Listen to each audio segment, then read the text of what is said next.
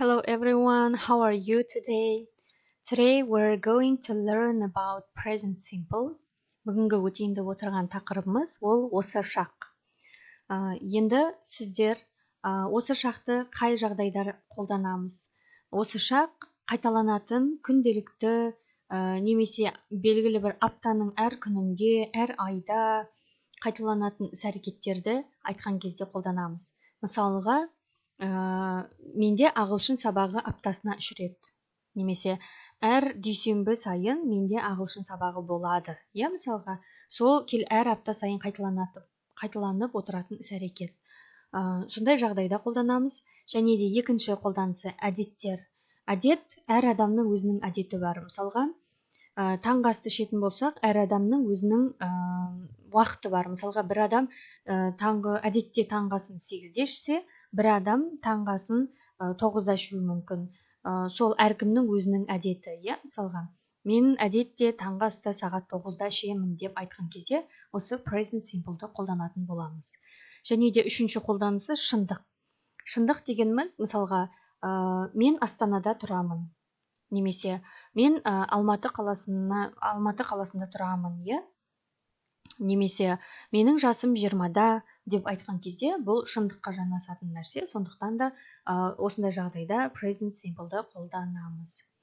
Енді осындай жағдайларды айтатын кезде, осындай жағдайларда сөйлем құрастырып үйренгіңіз келсе, онда осы present simple'дың формуласын үйренейік.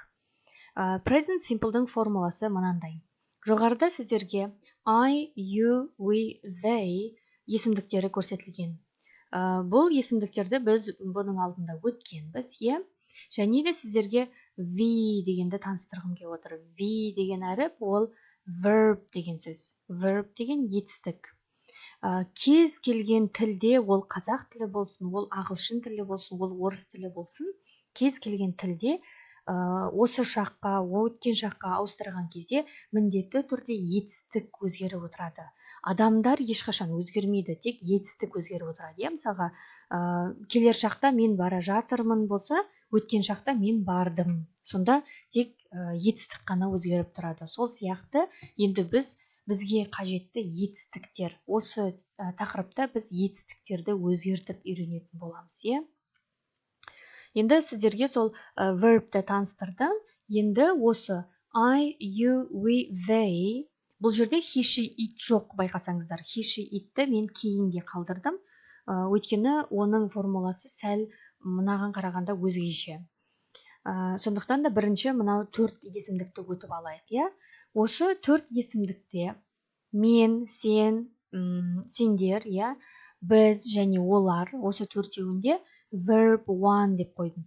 Verb дегеніміз етістік, one деген етістіктің түбірі. Түбірі деген сөзді түсінбесеңіздер, мысалға қазақ тілінде мен бардым десеңіздер, сол бардым деген сөздің түбірі бару.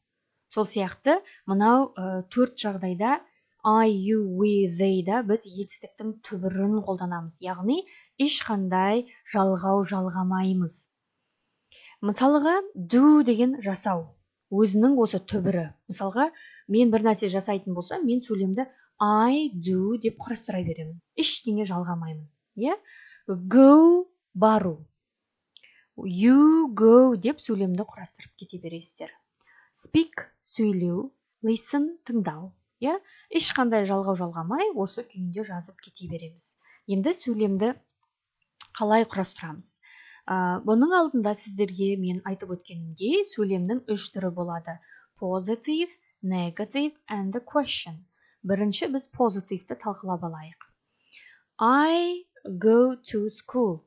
Мен мектепке барамын. Go жаңағы біздің түбіріміз, етістігіміз. I go to school. Мен мектепке барамын. Бұл күнделікті қайталанатын іс-әрекетке жатады. Өйткені сіз мектепке күнде барып отырасыз, ол күнде қайталанатын іс-әрекет. Екінші, you have breakfast. Have breakfast тамақтану деген мағынаны білдіреді. Таңғы ас ішу. Сен таңғы ас ішесің деген мағынаны білдіреді. We get up ұйқыдан ояну. біз оянамыз деген сөз, иә? Біз ұйқыдан тұрамыз. They go to work. Олар жұмысқа барады. Мынау жердегі сөздер сол етістіктің түбірлері сіздерге берілген. Иә? Енді осы позитивті болсақ, енді дәл осыған негатив сөйлемге айналдырып үйренейік. Негатив сөйлемге айналдыру үшін біз әдетте not сөзін қосатынбыз, иә? Енді notты неге қосамыз? Қай жерге қосамыз, иә? Қай сөзге қосамыз? Бізде бұл кезде көмекші етістік do келеді көмекке. Do деген бұл жерде көмекші етістік қызметін атқарып тұр. Көмекші етістіктің ешқандай аудармасы жоқ. Бұл тек нотқа жалғанады да емес, жоқ деген мағынаны ғана білдіреді. Мысалға, енді мына жерде I go to school ғой. Енді соны болымсыз түрге айналдыратын болсақ, I do not go to school. Do not екеуі қосылып, жоқ, істемеймін деген мағынаны білдіреді. Сонда I do not go to school, мен мектепке бармаймын. Иә? Немесе do not-ты қысқартып don't деп жазуға болады. Айтқан кезде де, жазған кезде де don't деп қолдансаңыздар болады. Сосын you have breakfast, сен таңғас ішесің. You don't have breakfast, сен таңғас ішпейсің. We get up, біз ұйқыдан тұрамыз. We don't get up, біз тұрмаймыз. They go to work, олар жұмысқа барады.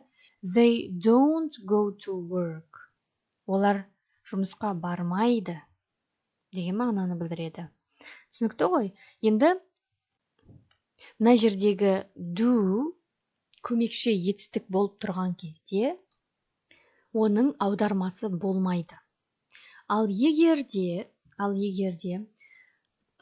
мына жерде мысалға I do деп мынандай етістікті көрсеттім ғой, иә? Мысалға мен бірдеңені жасаймын. Бірдеңені мысалға жаттығу жасаймын деген кезде do қолданатын болсақ, ол do'дың жаттығу жасау деген сияқты аудармасы болады.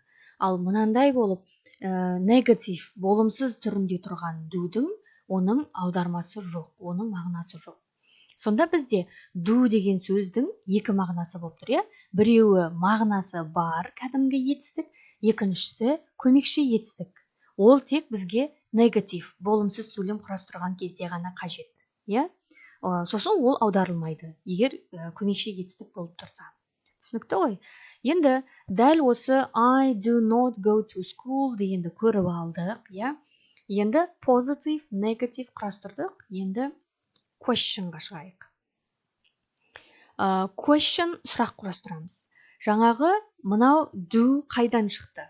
Мына жердегі do ол біздің мына do not дегендегі көмекші етістігіміз do. Иә? Бізге сұрақ қою үшін көмекші етістік қажет. Көмекші етістікті біз I, you, we, they осы төртеуінің алдына шығарып жібереміз. Бірінші do тұрады, сосын барып мынау есімдіктер тұрады. Сол кезде бізде сұрақ құрастырылады. Иә? Дәл жаңағы сөйлем тек сөздердің орны ауысып кеткен, иә? Мысалға, do you go to school? Сен мектепке барасың ба?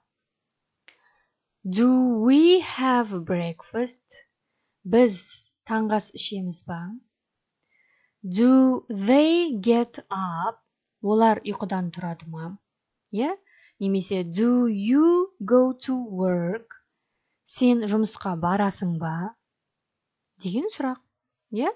Өстіп сұрақты құрастыра береміз. Do-ды тек алдына шығарып жібереміз. Енді дәл осы сұраққа енді біз жауап беріп үйренуіміз керек. Иә? Бізде ағылшын тілінде қысқа жауап деген бар.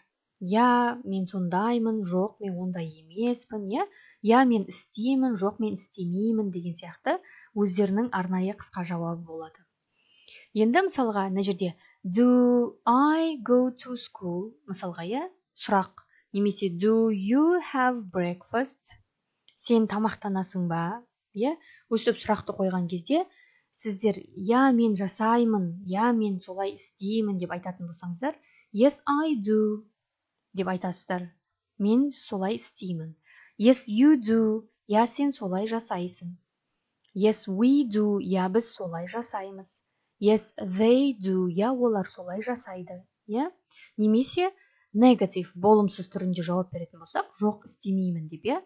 No I don't, жоқ мен істемеймін. No you don't, жоқ сен олай жасамайсың. No we don't, жоқ біз олай жасамаймыз. No they don't, олар олай жасамайды деген мағынаны білдіреді.